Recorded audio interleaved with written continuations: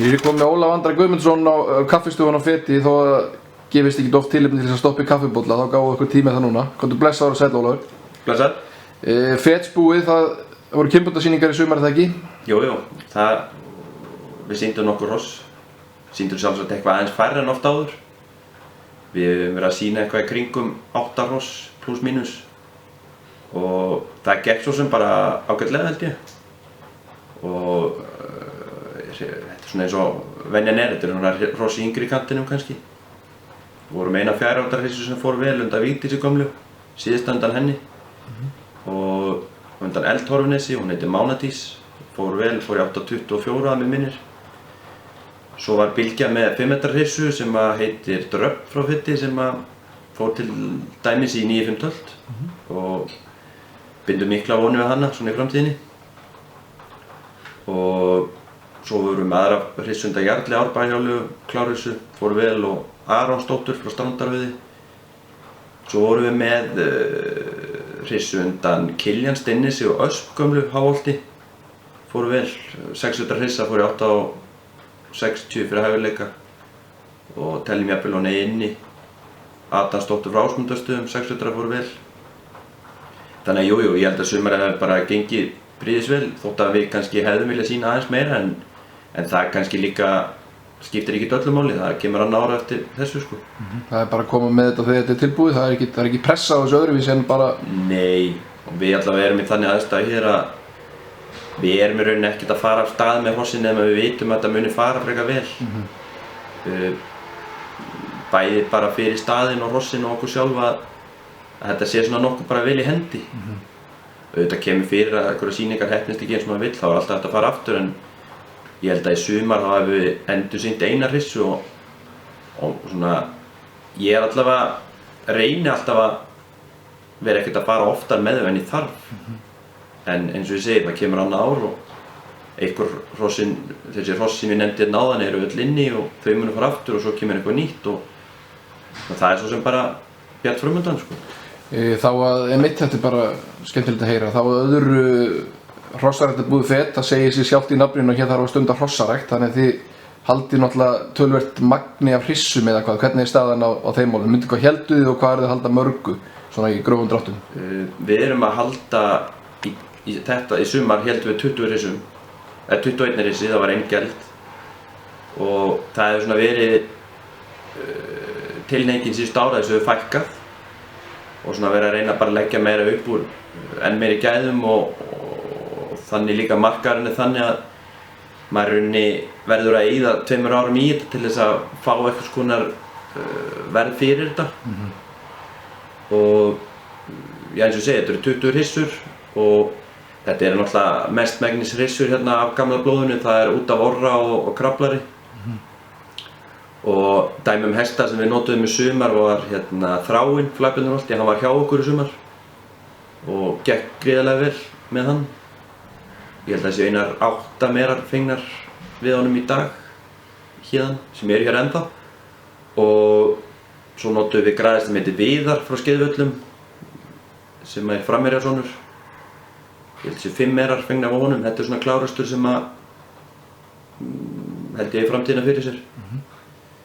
Svo erum við með meira hryssur fengnar við Jarli Árbæhjálu, Skýrskálagoti, Kveik Stangalegg og sjálfsagt er ég að gleyma einhverju. En þetta er svona í grófum dráttum allavega það sem við vorum að fara í sko. Útherji Blesastöðum, ein hryssa fengi við honum.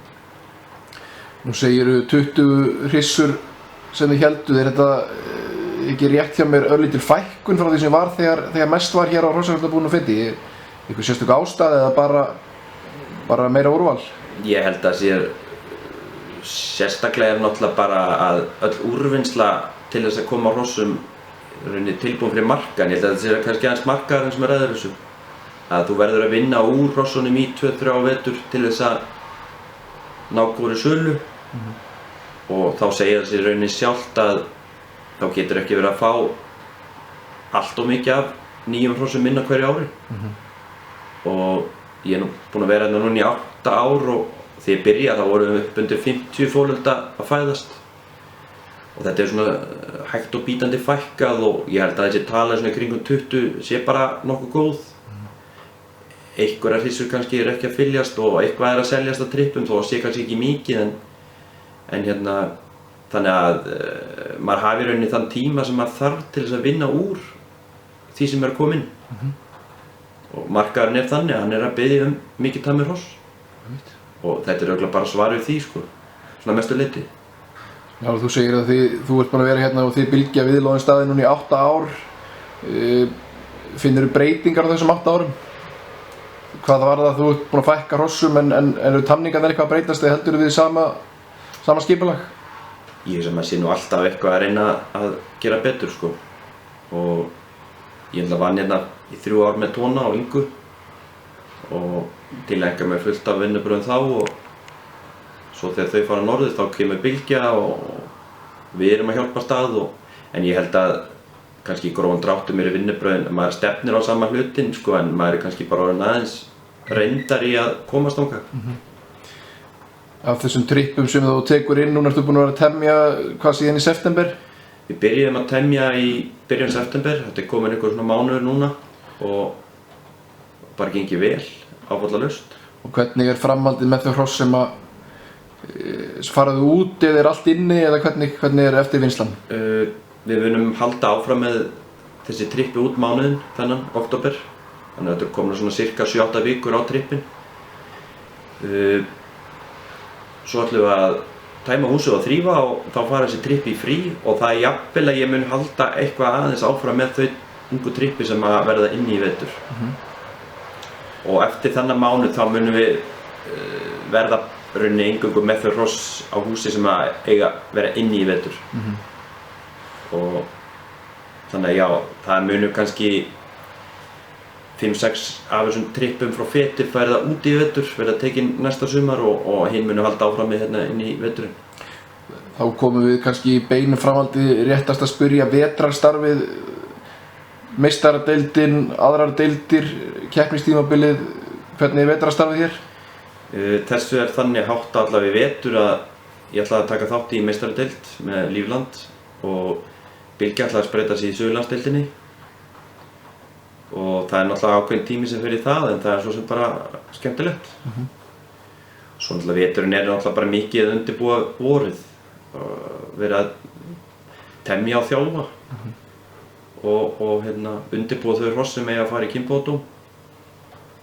Og það er svo sem svona aðalstarfið veturinn.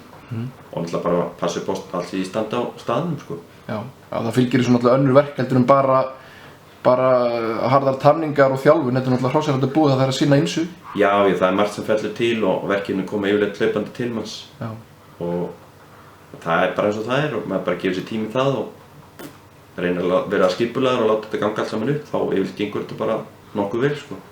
Og hvað er svona, ég veit að það er alltaf erfitt að spyrja snemma á vetri, hvað verður best næsta sumar? Ég veit það ekki, það fer eftir smekk sko. Ég held að sé hérna hross í húsinu sem ætti geta bara staðið sig frekar vel. Það er hérna þessi Vigdísardóttir og Ómsdóttir á 5. og mér finnst alltaf mjög erfitt að svara þeim í 4. trippinu og pínu ósanngjarnt eiginlega rauninni að ætla að fara að ákveða hvernig þau verða sko.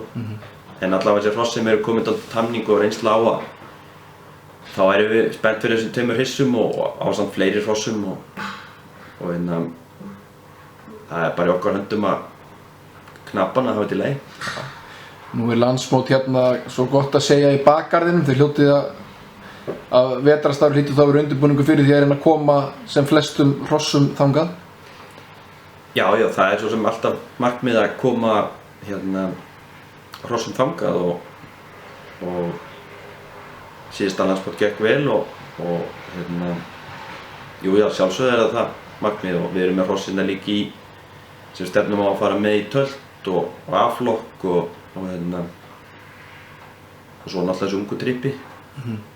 Þannig að þetta er rauninni bara mjög spennandi vetur framöndan og við hlökkum bara mikið til að takast á við það. Ólafur Andri, ég þakka þér fyrir spjallið og óska ykkur velgengni í vetur og hlakka til að fylgjast með næsta vor. Takk sömuleiðis.